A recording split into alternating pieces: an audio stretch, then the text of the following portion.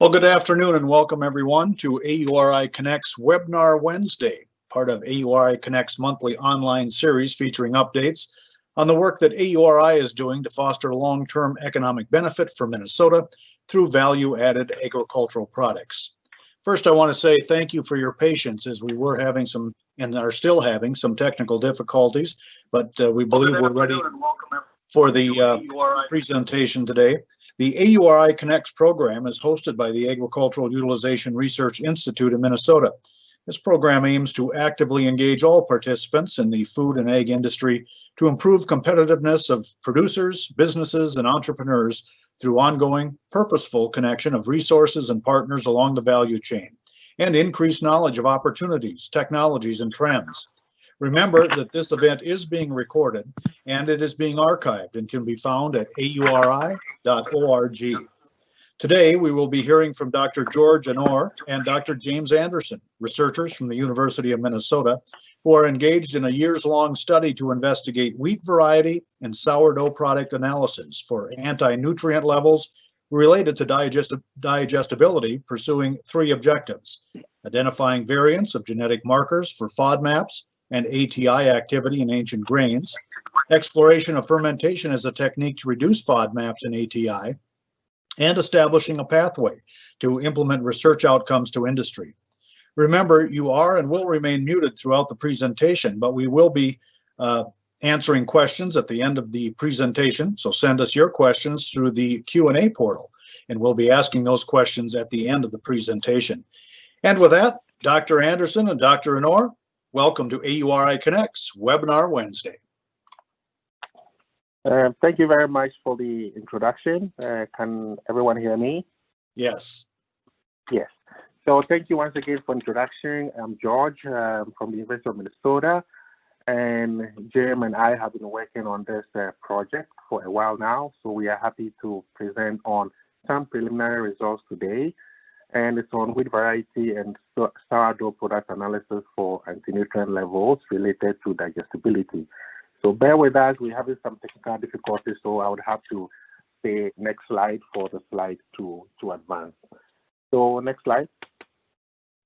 So of course, we'll start talking about wheat. And wheat is the third largest field crop produced in the US, aside from corn and soybean. In 2018, about 1.9 billion bushels of wheat was produced. This is really significant. And if we look at Minnesota, we will see that we had about $375,000 each from spring wheat and also excluding durum wheat. In total, we have about $750,000 in revenue for wheat produced in Minnesota. Next slide. So this next slide looks at the areas of wheat, how much of wheat has been planted and harvested, and the yield per acre and all that. And we see that if we look at the data from 2018 to 2019 alone, we see that we have a downtrend in how much area was planted. We see that area harvested also reduced. And we see that the yield per acre also reduced, and also the production as well. So we have about from 2018 to 2019, from 92,000 bushels was produced compared to 79,000 in 2019. In 2020, we actually had a further reduction. So we had, instead of a 1.45 in 2019, in 2020, we had 1.3 million acres planted. Not only are we concerned about how much wheat has been planted, we are also concerned about the price. So in May 2020, the price of spring wheat was $3.4 per bushel, and this is down 58% from April. So we can see that farmers are really losing money in here from how much wheat is sold, and also the fact that they are producing less wheat. Next slide. Now we'll move on to the per capita consumption of wheat consumption in the US. And in 1879, we had about the per capita wheat consumption was 225 pounds per capita, and this was really, really very high. This reached a low of 110 pounds in 1972. That was really low, and this has been attributed to a lot of reasons. Some are saying because there was a reduction in population and all that, but in the year 2000, it rebounded back to 146.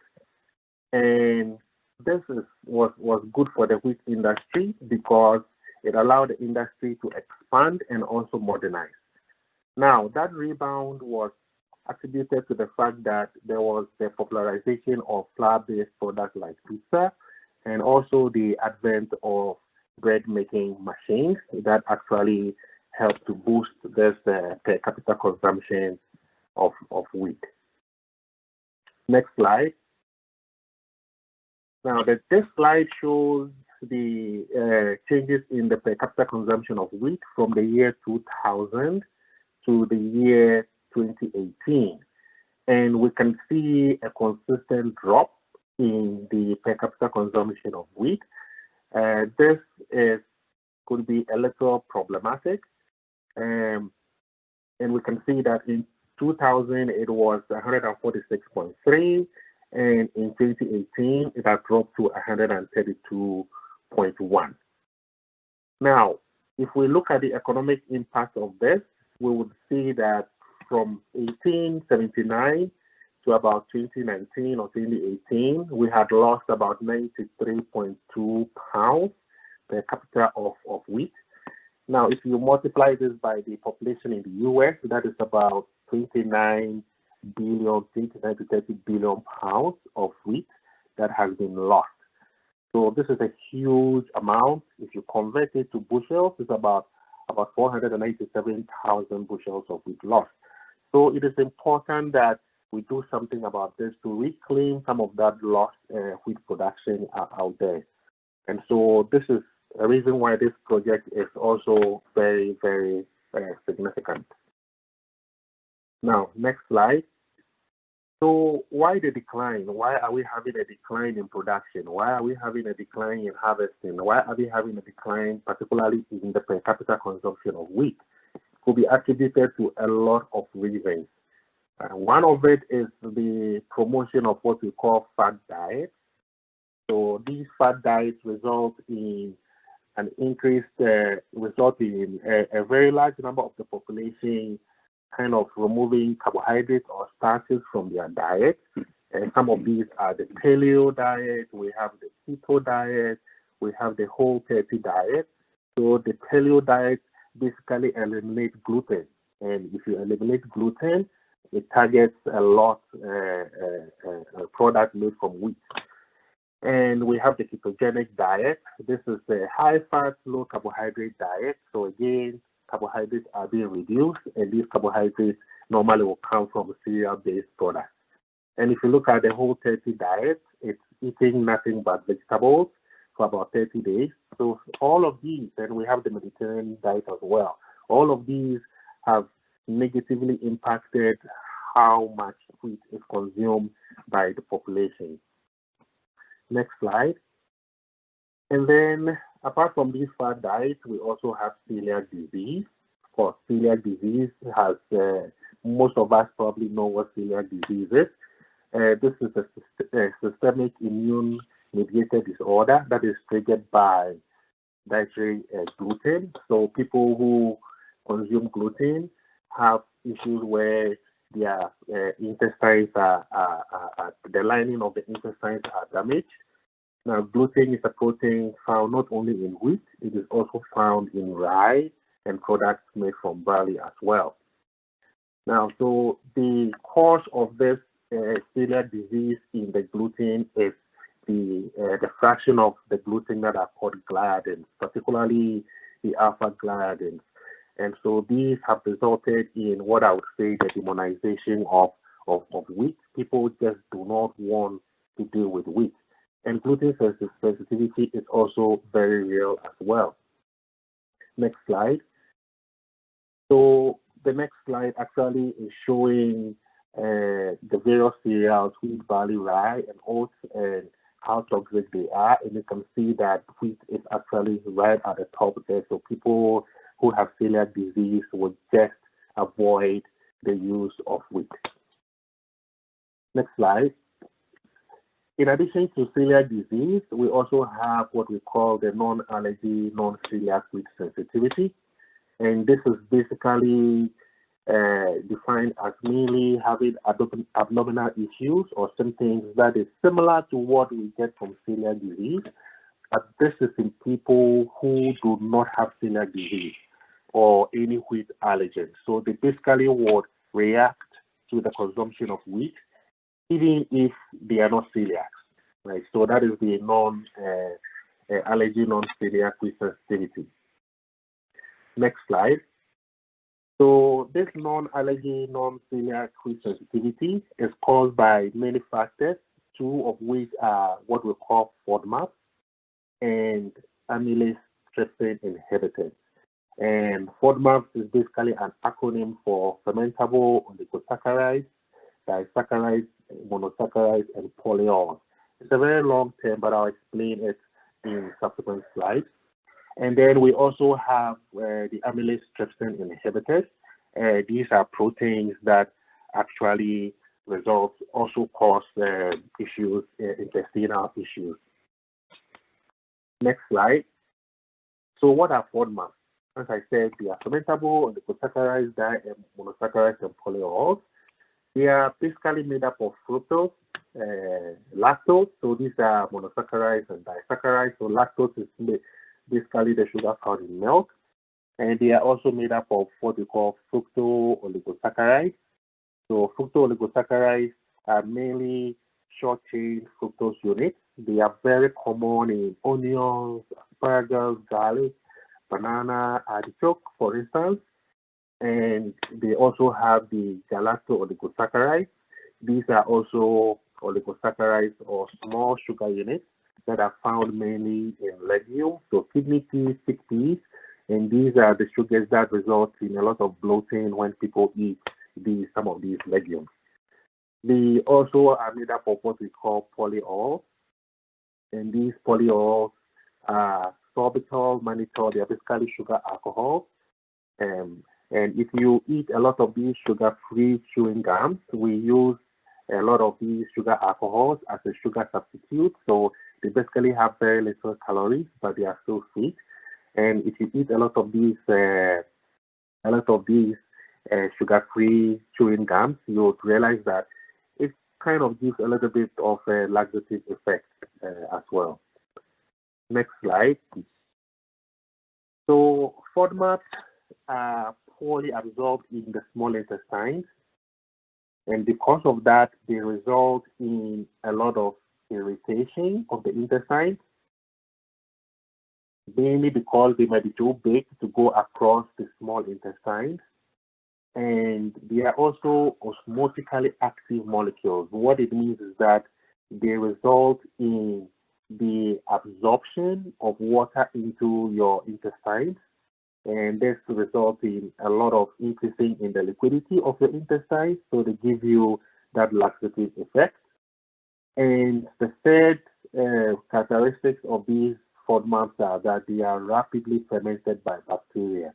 So they produce a lot of carbon dioxide, and this carbon dioxide results in a lot of distensions in the small intestines, resulting in a lot of discomfort. Next slide. So this next slide also makes a link between FODMAPs and Crohn's disease. So Crohn's disease is also an inflammatory bowel disease, and that results in inflammation of the digestive tract. This can lead to a lot of abdominal pain, severe fatigue, weight loss, and malnutrition. Now, if you look at the figure on your left, you would see how FODMAPs contribute to Crohn's disease. So when dietary FODMAPs are consumed, they are delivered to the distal small intestines. And in the distal small intestines, they are actually fermented by bacteria, resulting in a lot of bacterial growth. When you get a lot of bacterial overgrowth, it results in what we call an increased intestinal permeability. So what happens is that this allows for toxic compounds or some bacterial components to actually enter the bloodstream. And this can be very, very discomforting. And then in the large intestines, the proximal colon, this results in luminal changes. So again, as I said, there's a lot of water in your intestines. There's a lot of distension. There's a lot of discomfort. There's a lot of gas production as well. So all this seems to point to the fact that FODMAPs and ATI and all the cellular disease are actually factors that are making people not really interested in eating wheat. Next slide. So when we're talking about these FODMAPs, I've had a lot of questions about how much FODMAPs should we eat? Why should we be concerned about FODMAPs? Now, from a big study that came from Monash University in Australia, they have been working on FODMAPs for quite a while now, and they came up with cutoff points. So how much of FODMAPs can actually cause problems for people. And so they came up with less than 0.3 grams of FODMAPs per serving when you look at grains and legumes and nuts and seeds. And then they came up with less than 0.2 grams for oligosaccharides in vegetables, fruit, as well as other products. And then you have for excess fructose, you have for lactose, you have for the polyols, which is also less than 0.2. So you can see these are very, very, very low levels. And these were determined based on the fact that they had foods that were analyzed for FODMAPs. They were fed to people who have irritable bowel syndrome, and they actually looked at the levels at which these people developed symptoms for these diseases. So we are looking at very, very low levels of these FODMAPs. Next slide. Now, in addition to the FODMAPs, I did mention that we have ATIs. So ATIs are basically also proteins in wheat. They are probably 2 to 4% of the amount of the protein present in wheat. And these ATIs are highly resistant to proteases and heat, which means that when you consume them, our digestive enzymes are not able to break them down. So they will still exist in your intestines. And they have the tendency to evoke intestinal inflammation, right? So this becomes very, very discomforting to consumers when they eat wheat that contains FODMAPs and also ATI. Now, I don't want to create an impression that all is bad for wheat. Yes, it seems like all is bad for wheat, considering the fact that prices are going down, production levels are going down, and all. But next slide. In last year, some project partners came together. So we had scientists from the University of Minnesota, we have the Minnesota Wheat and Research Council, we have scientists from AURI and Backware Foods, it's a small food processing company. We came together and decided to tackle this issue, of course, with support from the Minnesota Department of Agriculture. So we were lucky enough to get a proposal funded, which is what I'm presenting on, to deal with this issue, to see whether we can kind of mitigate the effect that people have when they consume wheat, thereby hoping to increase the wheat demand and wheat consumption. So next slide. So the long-term goals of this research was basically to reduce the discomfort resulting from the consumption of wheat-based products, one, to improve the health of consumers, and also to increase the profitability of wheat farmers. We want our farmers to be able to also make money. So that was one of the reasons. Next slide. So we had two aims. One, reduce sensitivity of feed consumption through the identification of varieties with naturally low anti-nutrients. And when we talk about anti-nutrients here, we are talking about the FODMAPs and the amylase trypsin inhibitors. Now, we want to do this through breeding. We want to be able to breed varieties that have low levels, or identify varieties that have low levels. In addition to that, we want to explore fermentation as a processing technique to reduce FODMAP. So I'll talk about this a little bit in detail in the method section. Next slide. So we have three specific objectives. The first was to screen a lot of wheat varieties and be able to identify genetic markers for the FODMAPs and ATI in ancient, heritage, and modern wheat varieties. And not only are we looking at these different wheat varieties, we are looking at different growing locations. So we are looking at, in Minnesota, we are looking at St. Paul, we are also looking at Crookston. And the second is to explore fermentation as a technique to reduce FODMAPs and ATI activity in wheat products. And the third is to establish a pathway to implement the research outcomes. Of course, when we do all this research, we want to be able to disseminate these results. And one of the dissemination techniques is what we're doing now. But we want to work with farmers and people in industry to see how they can utilize these results. So for the purposes of this webinar, I'll talk about the first two, not much on the third one. So next slide. So we go into the materials and methods, and we're looking at for the first objective, which will be to characterize the variations in the different wheat samples. So next slide, we go to the materials. So here, for the first objective, we'll be looking at a panel of 200 ancient, heritage, and modern wheat varieties. And 200 because this is the minimum or critical number at which we can make any plausible genetic associations. And these will be grown in Crookston and in St. Paul. They were grown in 2019. Now, the panel, this panel represented heritage and hard red spring wheat varieties.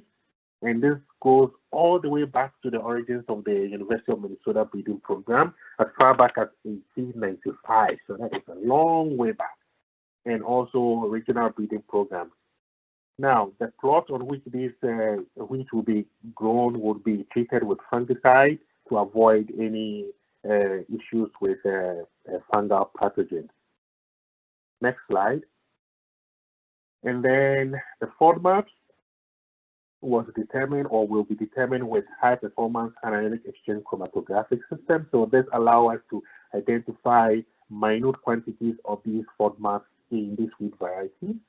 And for the ATI, it will be determined using ELISA techniques. And then after doing this, genetic markers will be identified to be able to make that association between the individual FODMAPs and ATI and whatever genetics that are controlling them. And this is very important for breeding purposes. Next slide. Now, the genetic markers will be determined after DNA is extracted, and the genotyping will be done using genotyping by sequence. I think James would be able to explain this more during the Q&A. And then there will be association mapping. So this will be used to identify the genetic markers that are associated with these FODMAPs. So breeders will be able to breed to reduce specific FODMAPs in these wheat varieties. Now for objective 2, next slide, which we'll be looking at exploring the use of fermentation. We would be looking at sourdough bread. So next slide. So here we will be preparing sourdough bread from about 30 varieties that will be selected out of that 200 wheat varieties to determine whether sourdough fermentation would have any significant effect on the levels of FODMAPs and ATI. Now, even though we are interested in sourdough fermentation, I just want to draw your attention to the fact that even in normal bread preparation, we have the proofing step where there is a fermentation process going on as well. So if we are able to prove that fermentation can really reduce FODMAPs, it probably could be applicable to the production of regular bread. Now, these 30 samples will be selected based on the fact that after screening the 200 varieties, we would group these varieties into low, medium, and high FODMAPs and APIs, and 10 varieties of each of these groups will be selected. So that is how we will get our 30 samples. Next slide. So as I said, sourdough breads will be prepared. This we'll be using the type 1 sourdough. So this is the traditional way it is done. Now, those will be fermented at 72 degrees Fahrenheit at different times. So we have 4, we have 8, we have 12 hours. And this will be done to mimic commercial sourdough bulk fermentation techniques. And then after we do these fermentations, the FODMAPs and the APIs of these bread samples would be determined to see how they are being affected by the fermentation process. Next slide. Now, who are the beneficiaries? Ultimately, Minnesota farmers or wheat farmers in general. Now, we believe that this experiment will provide the basis for the possibility of breeding to reduce breeding wheat to reduce wheat sensitivity. And it is expected that when this happens, consumer demand for wheat products will increase, resulting in more money for our farmers. And as I said, in the main aim of the product, of the project, we really want to make sure wheat farmer profitability actually goes up. Next slide. The other beneficiaries will be bread processors. So we believe that bread processing companies will be able to use fermentation techniques that could essentially reduce these anti-nutrients in this wheat or in their products. And hopefully this will reduce digestive issues in populations where people have FODMAP sensitivity. So again, this would result or may result in an increase in the demand for wheat products. Next slide. And ultimately, the consumer. So we have people who will stay away from wheat because of sensitivity issues or digestibility issues. And we want people to be able to have breads that are made from wheat with very low FODMAPs and anti-nutrients, so they wouldn't have any digestibility issues. And for people who have this sensitivity, we want to be able to reduce the extent to which they react to this wheat, thereby increasing their quality of life. And of course, that will result in more health benefits from the consumption of wheat products. Next slide. So that being said, we have some preliminary results, and I would hand over to Jim to talk about the next couple of slides, and I would come back again. So Jim. Okay, thanks, George. Can you hear me okay? Yeah. Okay, great. So the next slide shows the list of materials in a little bit more detail. So instead of 200 lines, we actually used 230. A lot of these materials we had on hand. We grow out our historical wheat lines every 10 years or so to keep the seed viable. So those heritage wheats, those are older than 1970. So that's when the semi-dwarf genes were introduced into our program. We have a lot of modern wheats, and this is from across the North Central region. So lines from private breeding programs, North Dakota State, South Dakota State. We included those others more or less as outliers and to see what sort of differences we would find. So Durham wheat, that's what we make pasta out of. Einkorn and Emmer are progenitor species, and then synthetic hexaploids to make up the final number. And if we go to the next slide, so those Einkorn wheats, that's a diploid progenitor of wheat, so that's in the upper left-hand corner. So that is one of the parent species of modern wheat.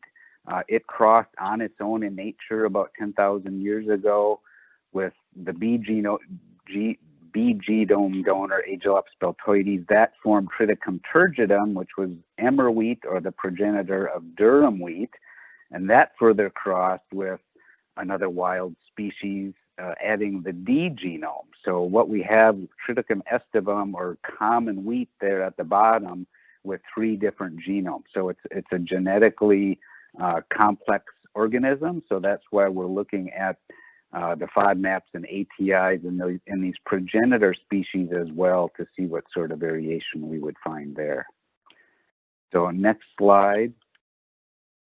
So we grew these out in Crookston and St. Paul last year. We saw a lot of variation for agronomic traits, heading date, height, grain yield, just as we expected we would. We harvested the seed from all of those rows. And on the next slide, we did a DNA fingerprint analysis. So that's that genotype by sequencing. So essentially we got between 5,000 and 10,000 DNA marker fingerprints on all of these lines. And this graphical depiction breaks them out into the different groups. So we have the emmers in one group, the durums and synthetic hexaploids in another, and then all of the bread wheat samples in another portion. So we can see that just based on that DNA marker variability, we can break these out into their different groups. And the next slide shows what it looks like if we get rid of all those outlier groups and show only those common wheat lines. Now we have more differentiation genetically, so we can visualize how genetically distant each of these lines is from each other. And the 3 circles that I put on there kind of roughly distinguish the 3 major groups: the modern lines, the heritage or founder lines. So those would be going back mainly to the early 1900s. And then the Chinese, Mexican, and South American lines, those are things that we crossed with over the years, oftentimes to bring in disease resistance. So all of those lines are included in our panel. So we've got very good genetic diversity represented. And now back to George for FODMAPs. Okay, thank you very much, Jim. So next slide. So this slide here shows a typical graph or chromatogram that we get when we run the samples for FODMAPs.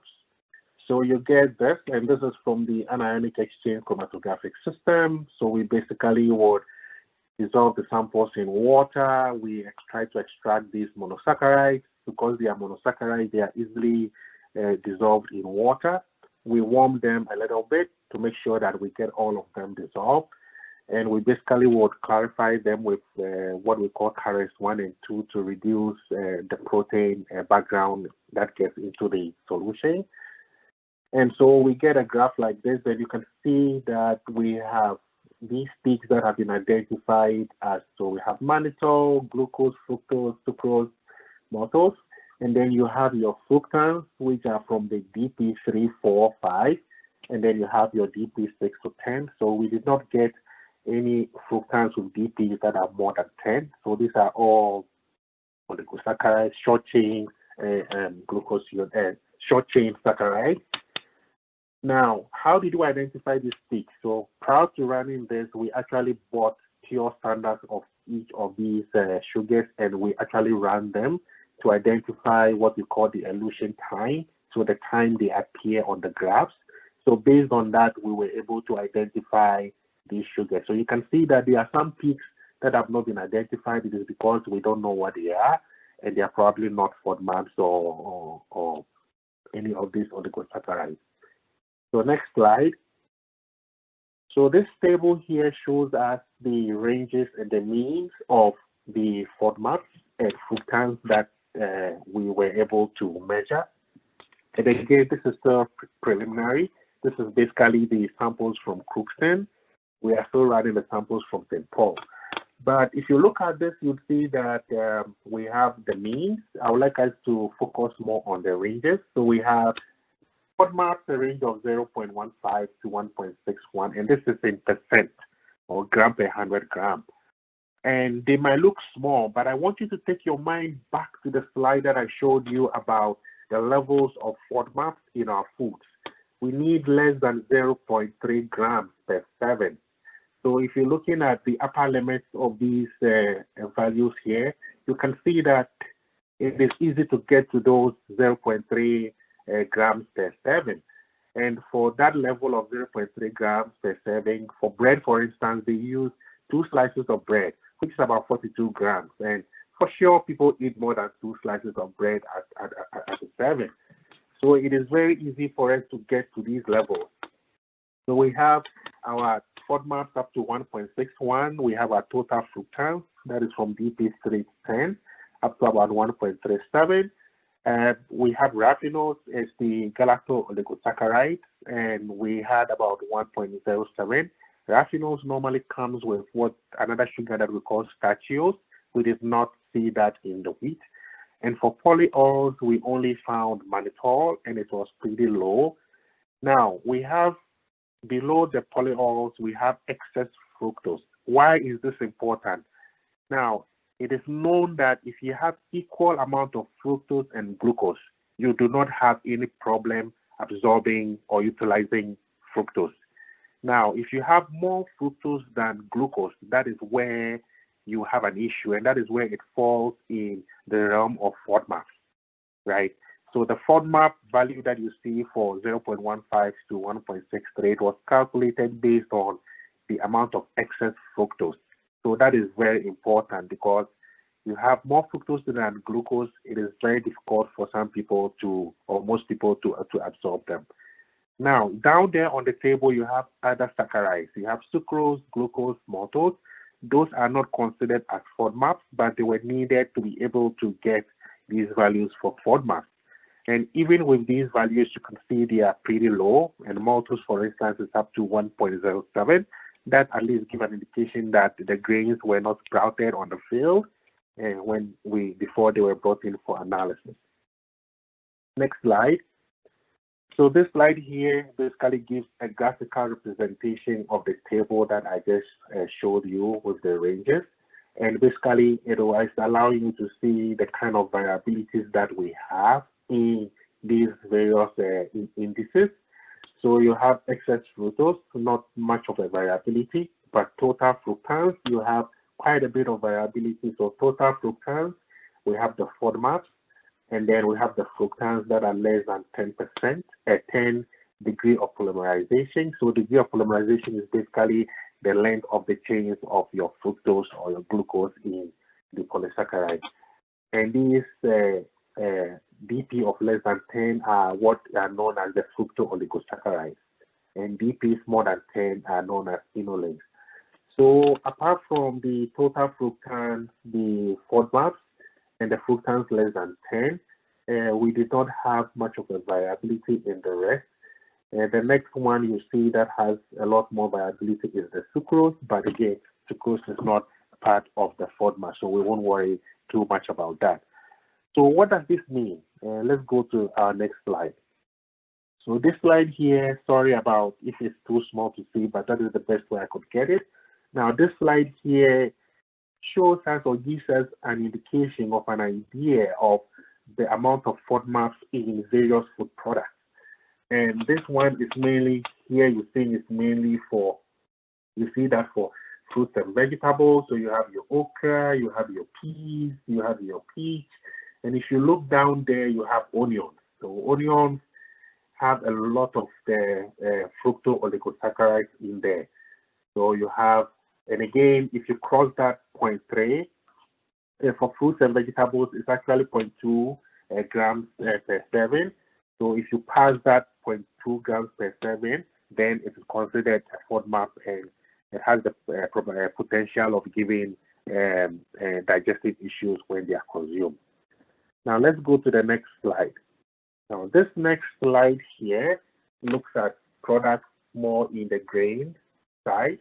So you have the last one on the list is the split pea, and you can have about up to 2.24 or 2.3% FODMAPs. And then top on the list, at the top of the list is white rice, white rice, brown rice. Rice in general do not have any FODMAPs. So a lot of people who are actually having difficulty in the consumption of wheat are actually switching to rice, unfortunately, or switching to gluten-free products. So you can see here you have pasta somewhere in the middle, and they all contain significant amounts of FODMAPs. Now, if you look at the levels here, you could see that most of them are similar to the levels that we got in the table I showed before with the ranges, up to about 1.6 to 1.2, 1.3. So we are within within the levels that we expected to be in. So yes, the values we are getting seem very low if you look at them, but they are actually depending on how much of these wheat varieties are used or consumed per serving, they can have enough to go beyond that criteria for considering them as a high FODMAP diet. Next slide. This also shows FODMAP levels in some products. So you have brown rice, white rice, noodles, they don't have anything. And you have pasta from quinoa, and then pasta from gluten-free. So the pasta from gluten-free does not have enough of the FODMAPs, but again, the issue of sensitivity may come from the gluten proteins as well. So wheat is really in this bad spot where it is being looked at from gluten, the perspective of gluten sensitivity, and now FODMAPs and AGI. And if you look at dark rye bread, that is a significant amount of FODMAP. That is the last on the list. And then you look at wholemeal bread and wheat biscuit cereal.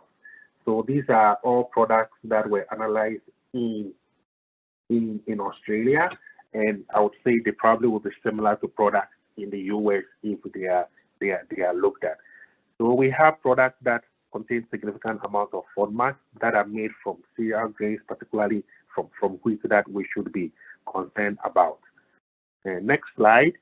So this next slide here would be for Jim. I would hand over to Jim for the next couple of slides, and I'll come back again. So Jim. Okay, thanks, George. So what we're looking at here is trying to get at the genetic basis of what is causing the variation in FODMAPs in that panel of 230 lines that we'll look at. So what we're looking at here are genetic associations of about 4,000 DNA markers with that FODMAP trait. So on the x-axis, the 21, this is 21 chromosomes with DNA markers on those chromosomes all in a linear order. And the y-axis is the significance of those associations. And what we're looking for is things that break that threshold of a 3. So the higher those dots are, that means a marker has reached a significance level. So this, and just kind of to interpret what we're seeing here, what this shows is there's really not a lot of high impact genes here, which means it's probably going to be kind of a slow process to change the levels of FODMAPs based on a breeding process or using these DNA markers that we identify here. So I was hoping to find maybe 1 or 2 peaks that were at a score of 4 or 5, so really off scale to what we're showing here. But this would indicate that it's more of a quantitatively inherited trait, so a lot of different genes influencing it. But again, this is only from one replication of samples from only one location. So with more data, we may see differences. And next slide, the same slide for fruit tans, and we're seeing the same thing. Really, nothing is really sticking out here. So we're hopeful that with more data, we maybe get a little bit more that we can chew on here from a breeding perspective, but we still have ways that we can breed for lower levels of FODMAPs using DNA markers, even with this sort of genetic architecture for the trait. So I'll turn it back to George to talk about the timeline for the remaining analyses. All right, thank you very much, Jim. So if you can move to the next slide. So here we're showing how many samples that we still have to analyze. So we had, as I said, we had Crookston and St. Paul. And so for Crookston, we had 2 reps, so rep 1, rep 2. Of course, that helps us to be able to make any significant statistical conclusions. It's the same for St. Paul. And shown on the right are the timelines. We haven't started working on the ATIs yet, and we'll hope to start very soon. And we are currently analyzing the St. Paul samples. So as I said, the results we have is for the Crookston. We are analyzing the St. Paul samples. Hopefully, we might see some genetic associations when we add all those samples to the results we have now. Next slide. So based on all that we've seen so far, I think we'll be able to make some preliminary summaries or conclusions. And so on this slide, we'll say we've seen wide differences in total fructans, FODMAP, and fructans with less than DP10, which is the fructooligosaccharides. And we have genetically diverse set of wheat lines that are being analyzed. And we haven't seen any identifiable patterns regarding FODMAP and total fructan concentrations versus the year of release or wheat species. And we hope to change that. And we don't have any genetic region. We haven't identified any genetic region that is responsible for large portions of the genetic variations that we are seeing in these traits so far. Next slide. We can't end this without saying a big thank you to the Minnesota Department of Agriculture for funding this project. Next slide. And also all the project partners, Minnesota Wheat and Research Promotion Council, University of Minnesota, AURI, and then Backward Foods, which is Brian. And we also have to acknowledge Emily, Susan, Nate, Prince, and Ibilola, and of course, Becky, Shannon, Harold, and Nan, all from AURI, for making this webinar a success. So I'll end here, and next slide is Q&A time. Very good, and we're going to get right to that as we're up against the clock here a little bit, but you can use the Q&A portal if you do have a specific question. We're going to start with, can people build up a higher tolerance to FODMAPs with increased consumption? And if so, would reducing FODMAPs in food then lead to even lower tolerances and no difference in health effects?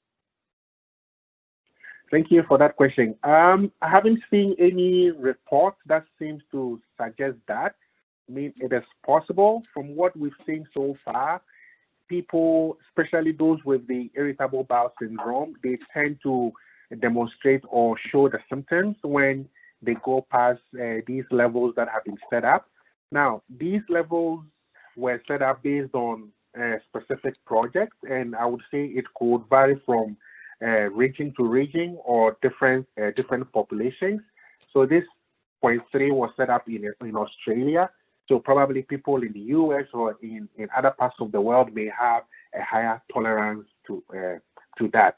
So it will be good that we will be able to find that kind of level for consumers in the US to figure out where they stand on that. Even though we have the 0.3, I've seen publications where they have said up to 0.5. And people were still okay with that. If farmers find an opportunity here, how quickly does the seed stock get scaled up so that there's enough seed for farmers to participate in a larger production? I think this will go to Jeff. Yeah, well, with the variation that we've observed so far, and we do have modern varieties that farmers are currently growing, there would be opportunities to do something immediately if we find something that is really lower. So it could be an identity preserve type of situation that we could have on our hands. And then, definitely if we see that, the FODMAPs or ATIs are the cause of this, and we have variation in our germplasm that we can breed for, we'll be, immediately starting to select for lower levels. So we have a a good stream of new varieties coming out with that as well. So I guess there's potential for something very short term, and then long term we definitely have a seed supply coming along. Do gluten-free grains have lower levels of FODMAPs than gluten-containing grains? That is very difficult to answer because gluten is a different component of the wheat. So we have the gluten is the protein, and the FODMAPs is basically the carbohydrate. You could be able to make that link between gluten and the ATIs because they are all proteins. So the ATI is a percentage of total proteins present in the wheat. So I would assume that if you have more protein or more gluten, you might affect the levels of the ATIs. But FODMAP is very different. And actually, in one of the slides where I was showing the level of FODMAPs in product, we saw that gluten-free product, even though they were not high FODMAPs, they were close to that 0.3 cutoff. So the FODMAPs are very different from the protein components. I think you touched on this midway through your presentation, but what are your next steps in this research? What are the top priorities? So the top priorities would be to finish the screening for the 2 locations that we have. And currently, James has planted some grains for next year that we'll be able to pick the samples for the fermentation part of the study.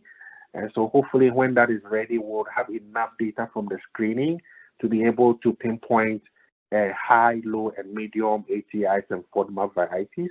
And then we would move ahead with the fermentation part of the work. And with that, I think we're going to have to close it out, but I want to thank Dr. Anderson and Dr. Annor for their presentation today. And that does conclude AURI Connects Webinar Wednesday for today, presented by the Agricultural Utilization Research Institute of Minnesota. AURI's mission is to foster long-term economic benefit for Minnesota through value-added agricultural products. Now stay tuned for additional updates on this research. As the research does continue, you'll find that on the AGRI wheat page at auri.org. And next month, we will be hearing from Elena Byrne, a local food specialist at Renewing the Countryside.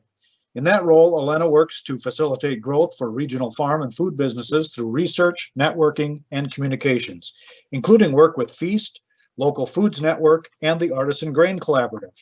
Small to mid-sized food manufacturers represent a growing sector within the food industry with the potential to provide new market channels for Minnesota's agricultural producers.